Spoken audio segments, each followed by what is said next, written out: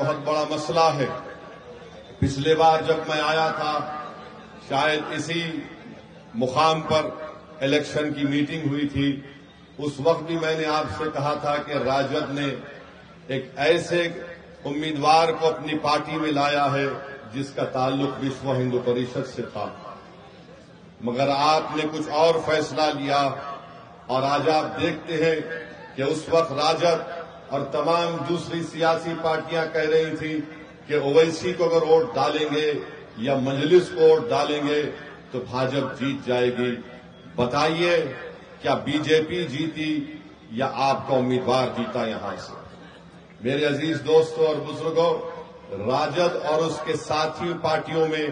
اتنی طاقت نہیں ہے کہ وہ بی جے پی کو روک سکے۔ اگر تیجسوی یادو اور اس الائنس کے ذمہ دار لوگ واقعی میں بہار میں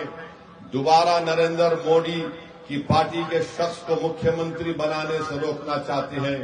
تو میں آج پھر سے کہہ رہا ہوں، آؤ مجلس اتحاد المسلمین سے ہاتھ ملا لو، ہم بہار میں مودی کو روک دیں گے، نتیش کمار کو ہرا دیں گے۔ اگر آپ ہماری اس پیشکش کو کمزوری کی نشانی سمجھتے ہیں تو یہ تمہاری نادانی ہے، یہ تمہارا بچپنا ہے، یہ تمہاری وہ دور اندیشی تم میں نہیں ہے، اور اگر اس کا خمیازہ تم کو بھی بھگتنا پڑے گا اور کہیں ایسا نہ ہو کہ بہار کی جنتا کو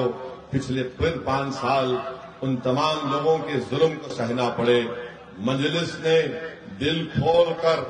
اور پورے اخلاص کے ساتھ لالو پرساد یادو صاحب کو اور تیجسوی یادو کو خط لکھ کر کہا کہ آؤ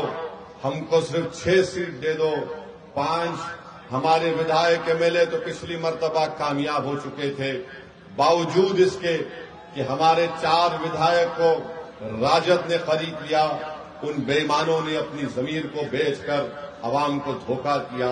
ہم نے آگے بڑھ کر کہا کہ آؤ، مگر اگر وہ اس کی کمزوری کی نشانی سمجھتے ہیں تو اس کی ان کی نادانی ہے، مگر میں راجد کے لوگوں کو بتانا چاہ رہا ہوں، یہ ہاتھ جو تمہارے آگے بڑے ہیں دوستی کے لیے، یہ بھیک نہیں مانگ رہے ہیں، یہ 19% اقلیتیں اپنا حق مانگ رہی ہے۔